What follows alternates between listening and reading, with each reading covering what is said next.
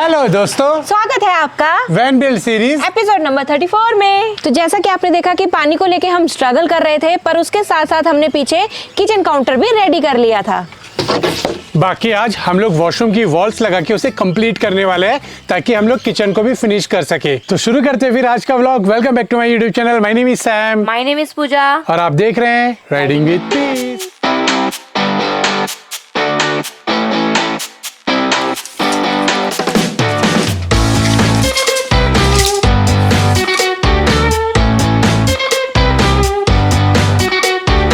तो दोस्तों आजकल हम लोग ना वीडियो थोड़ी कम शूट कर रहे हैं और काम ज़्यादा खींच रहे हैं, तो हमने वॉशरूम की एक वॉल ऑलरेडी फिक्स कर दी है। बस अब इस वॉल को लगाना रह गया है। तो मैंने सोचा कि छोटा सा वीडियो शूट कर लेते हैं ताकि आप लोगों को अच्छे से डिटेल पता लग सके कि हमने ये कैसे इंस्टॉल किया है। बाकी हमने अपना इधर का किचन का काम भी काफ़ी सारा कंप्लीट कर दिया है, लेकिन जब ये प्रॉपर फिनिश हो जाएगी तब आपको दिखाऊंगा।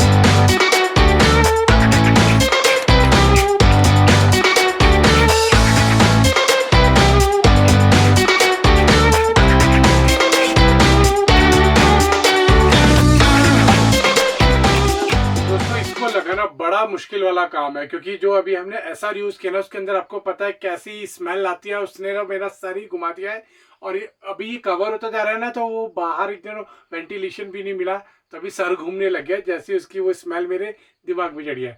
बाय द वे मैंने यहाँ पे लगा दिया, इसको अच्छे से फिक्स कर दिया है। तो पहले हमने प्लाई बोर्ड लगाया 6 mm का, फिर उसके बाद हमने 6 mm का ही WPC बोर्ड सेट कर दिया है। और अभी आप ये देख रहे होगे, ये मैंने वॉशर के साथ में स्क्रू किया है, लेकिन अभी ये वॉशर हमें दोबारा निकालने पड़ेंगे क्योंकि ये WPC बोर्ड है, इसके अंदर स्क्रू स्ट्रेंथ नहीं लेता है। तो अभी पहले इसको चिपकाना था, तो ये अभी चिपक गया है। तो अभी मैं क्या कर रहा हूँ, इसको ऐसे खोलूंगा यहाँ से, और उसके बाद इसका वॉशर निकालूंगा, और अभी यहाँ पे इसका ये फेविकॉल लेके इसको इसके होल में डालूंगा अच्छे से। जब वो चला जाएगा फिर दोबारा से मैं स्क्रू कर दूंगा ऐसे। अब ये मैंने वॉशर क्यों लगाया, क्योंकि जब फर्स्ट टाइम WPC बोर्ड में स्क्रू करते हैं ना, वो पूरा अंदर ही चला जाता है, टूट जाता है। तो इसलिए वॉशर के साथ ये प्रेशर हो गया। अब जब ये चिपक गया है तो बस निकाल के फेविकॉल के साथ डाल रहा हूँ, ताकि ये हिलेगा भी नहीं, गाड़ी चलते टाइम वाइब्रेट होके भी स्क्रू लूज नहीं होगा, और फेविकॉल इसको अंदर से जकड़ लेगा, क्योंकि फेविकॉल का जोड़ा टूटेगा नहीं, टूटेगा नहीं।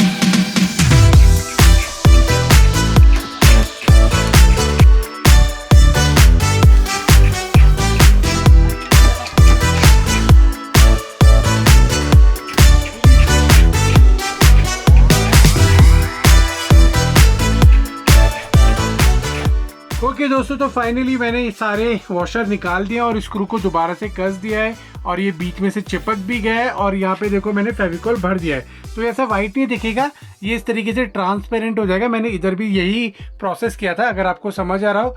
ये देखो इसकी पूरी शेप बनी हुई है। अब हमें क्या करना है, यहाँ पे अब हमें सिलिकॉन भरना है चारों तरफ, ताकि वाटर हमारा इन जो ये गैप्स है इसके अंदर घुस के कहीं और ना जाए। तो ये करना है। फिर उसके बाद यहाँ पे भी बॉर्डर आएगा, अभी ऊपर की तरफ एक बीम अभी यहाँ पे भी आएगा, ताकि एक स्टडी रहे और गेट भी बन सके, और नीचे भी अभी यही काम होने वाला है। बाकी दोस्तों मैंने अभी ना 1-2 जोड़ी कपड़े ऐसे बना लिए जिनको पहन के मैं रेगुलर वर्क कर रहा हूँ, क्योंकि मैं रेगुलर चेंज कर रहा था। तो उससे क्या हुआ, कभी फेविकॉल लग रहा है, कभी पेंट लग रहा है, तो सारे खराब होते जा रहे थे। मैंने सोचा 1-2 जोड़ी कपड़े वही बना लेते हैं, ये वॉश होते ही रहेंगे पहनता रहूँगा, वॉश होते रहेंगे पहनता रहूँगा, और ये काम भी अपना चलता रहेगा। लो जी, हमारा वॉशरूम अभी इतना तो आपको समझ ही आ गया होगा किस तरीके से बन रहा है। कमेंट करके बताना कैसा लग रहा है। अभी तो फिनिशिंग बाकी है, अभी तो शुरुआत ही किया है मैंने काम करना इसके अंदर। तो जब फिनिशिंग हो जाएगी और जब फाइनल वीडियो बनाएंगे तब मुझे पता है आपको डेफिनेटली मज़ा आने वाला है। चलो अभी इसको सूखने देते हैं, जितना भी अभी हमने काम किया है उसके बाद आगे का काम करते हैं। यहाँ पे टैप लगाते हैं, आज इसका टैप लगा के ख़त्म ही करेंगे।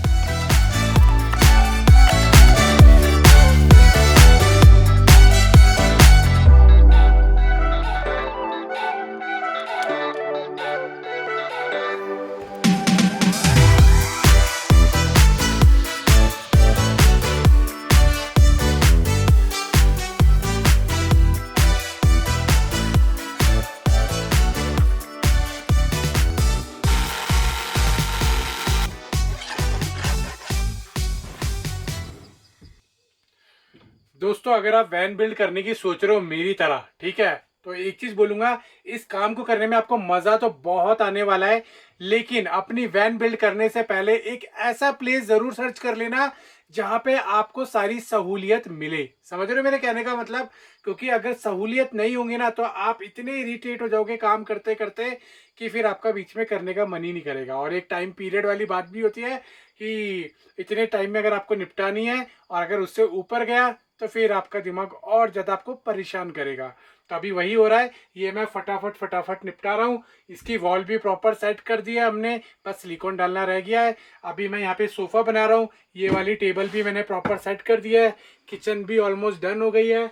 और अपन क्या करने वाले थे, ओवरहेड, हाँ ओवरहेड की लकड़ियाँ भी कट गई है, बस जॉइंट करना रह गया है। तो मैं कोशिश कर रहा हूँ, तो जो अभी इससे पहले वाली क्लिप देखी थी वो थी एक दिन पहले की। आज मैं ये काम कर रहा हूँ, सारे दिन में निपटाया, और कल कोशिश होगा कि ये सारा मैं निपटा दूँ। यहाँ पे हमने सारी जगह पुट्टी वगैरह भी चढ़ा दी है, फिनिश कर दिया है। तो फटाफट फटाफट काम खींच रहा हूँ, क्योंकि हमें यहाँ से कैसे भी करके 3 तारीख तक निकलना है, मतलब 3 तारीख की शाम तक, दोपहर तक हमें यहाँ से कैसे भी करके निकलना ही निकलना है। तो बनाते हैं अभी यहाँ पे सोफा सेट अपना।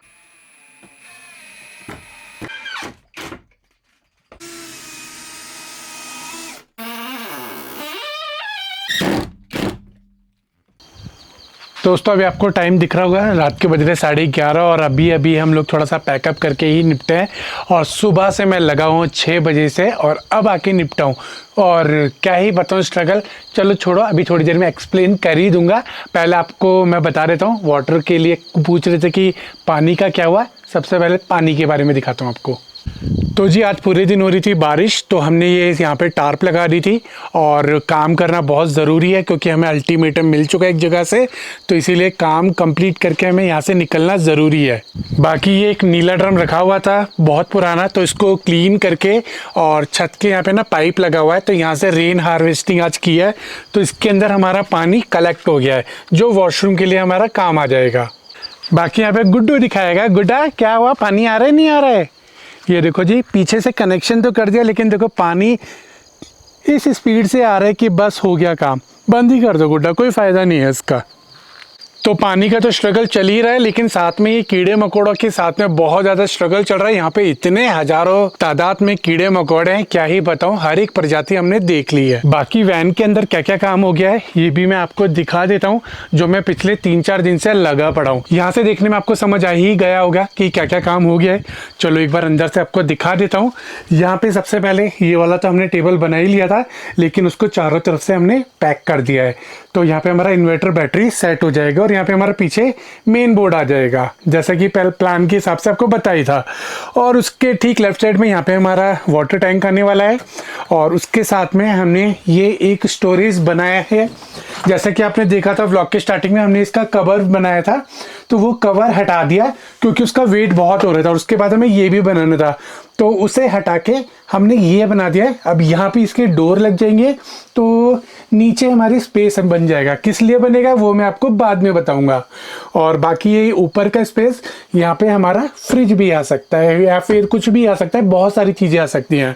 और वेट ना बढ़े लकड़ियों की वजह से, तो इसलिए हमने यहाँ पे होल्स कर दिए हैं ताकि इसके अंदर स्ट्रेंथ भी बनी रहे। और होल्स उस वाली डायरेक्शन में किया है ताकि स्ट्रेंथ भी बनी रहे और वेट भी कम हो जाए लकड़ी का। तो बहुत कम वेट हो गया है। बाकी यहाँ पे हमारा किचन भी बन गया है। आवाज़ थोड़ी सी लड़खड़ा रही होगी, प्लीज़ इसको इग्नोर कर देना, क्योंकि सुबह 6 बजे से मैं उठा हुआ हूँ और अभी देख लो रात का क्या टाइम हो गया है। तो यहाँ पे हमारा किचन बन गया है। उस दिन तो फ्रेम ही बना था, बाकी अभी यहाँ पे हमने ड्रॉर्स भी बना दिए हैं, यहाँ पे इसके गेट भी लगा दिया है। और इधर ये ड्रॉर बना ही रहा था, लेकिन लाइट आ रही है जा रही है, तो इसीलिए अधूरा रह जाता है, आपको पता है। तो ये वाला ड्रॉर भी अभी हम लोग लगा देंगे, कल इसको फिनिश कर देंगे। यहाँ पे हमने वॉशरूम की वॉल्स खड़ी कर दी हैं प्रॉपर तरीके से। ये WPC बोर्ड सेट कर दिया है चारों तरफ हमने इसके अंदर। लेकिन अभी यहाँ से सीलेंट भरना रह गया है, क्योंकि हमारे पास सिर्फ एक ही सीलेंट बचा हुआ है, और उसे मैं भरूंगा तो बस थोड़ा सा ही इसमें यूज होगा। और यहाँ पे हमें मार्केट में कहीं भी सिलिकॉन सीलेंट, वाटरप्रूफ सीलेंट और इस तरीके का सिलिकॉन सीलेंट नहीं मिल रहा। इवन बिल्डर बॉन्ड तक भी नहीं मिल रहा है, क्योंकि यहाँ पे ये यूज़ ही नहीं होता है। शॉप वाले भैया से पूछा था, कह रहे कि ऑर्डर पे मंगा देंगे, वो भी टाइम लगेगा क्योंकि यहाँ पे लोग यूज़ करते नहीं और हमारा रखे रखे सूख मतलब ड्राई हो जाता है, तो इसलिए हम लोग उसे मंगाते ही नहीं है। हल्द्वानी से मंगा सकते हैं लेकिन आने में बहुत ज़्यादा टाइम लगेगा। बाकी जो हमने यहाँ पे ड्रेन पाइप लगाए थे, इसके नीचे का कनेक्टर भी नहीं मिल रहा है, तो इसीलिए हमें ये वाला काम दिल्ली जाके ही करना पड़ेगा वॉशरूम का। बाकी इस वॉल के साथ में हमने यहाँ पे एक छोटा सा सोफा बनाया बैठने के लिए, और इसके अंदर हमने पूरा स्टोरेज बनाया है। तो अभी लकड़ियाँ है, प्रॉपर तरीके से अभी इसका फट्टा ऊपर से लगा नहीं है, लेकिन अंदर आप देख सकते हो बहुत ज़्यादा स्पेस है। इसमें हम सबके कपड़े ही आ जाएंगे, इतना बड़ा स्पेस इसके अंदर हमारा बन गया है। बाकी यहाँ पे हमारा इन्वर्टर और बैटरी सेट हो जाएगा। हमें इमरजेंसी में यहाँ पे खोलना पड़ गया था, तो इसीलिए ये पुट्टी वगैरह कर दी थी, ये कल हमें दोबारा से करनी पड़ेगी। और उसके साथ में हमने यहाँ पे भी पुट्टी वगैरह कर दिया, बस पेंट करना रह गया रिग मार्क लगा के।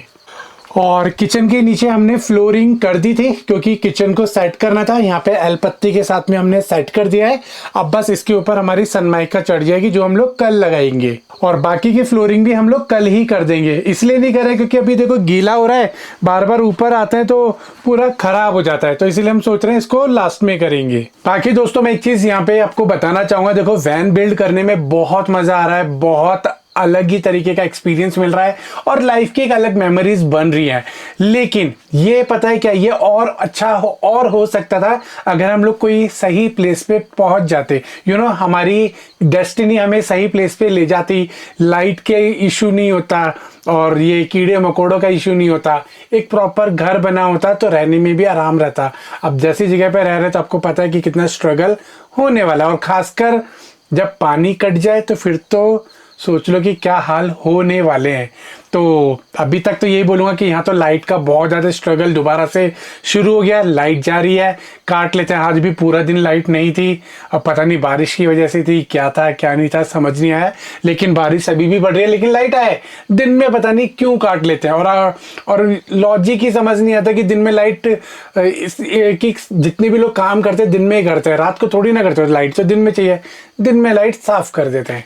अब रात को लाइट दे रखी है, क्या फ़ायदा, कोई काम तो होना ही नहीं है, क्योंकि आग सुबह 6 बजे खुल जाती है और शाम को तो फिर आपको पता है जल्दी से डिम भी हो जाती है अपनी एनर्जी। तो इसीलिए अब जितना हो सका उतना खींच रहा हूँ काम को, क्योंकि हमें 5 तारीख तक दिल्ली पहुँचना ही, 22 तारीख से पहले दिल्ली पहुँचना पड़ेगा, क्योंकि यहाँ के लाइट वालों ने तो हमें रुला ही रखा है, साथ में अभी ये फोर्स वालों ने भी हमारा खून पी रखा है। क्या ही बोलूँ यार मैं आपको, मतलब कभी कभी लगता है ना कि आप लड़ना नहीं चाहते, झगड़ना नहीं चाहते, किसी चीज़ में उलझना नहीं चाहते, लेकिन सिचुएशन ऐसी बन जाती कि करना पड़ता है। अब क्या है कि वहाँ से अल्टीमेटम आ चुका है, किस चीज़ का, कि जब गाड़ी लेते हैं तो 90 डेज होते हैं या फिर 10,000 या 5,000 किलोमीटर होता है सर्विस कराने का, ठीक है। अब इस गाड़ी को लिए हुए अभी हमें 2 महीने ही हुए हैं, लेकिन उन्होंने क्या किया है कि 90 डेज आपके कंप्लीट हो चुके हैं, आपकी जो सर्विस है वो ड्यूज में भी जा चुकी है।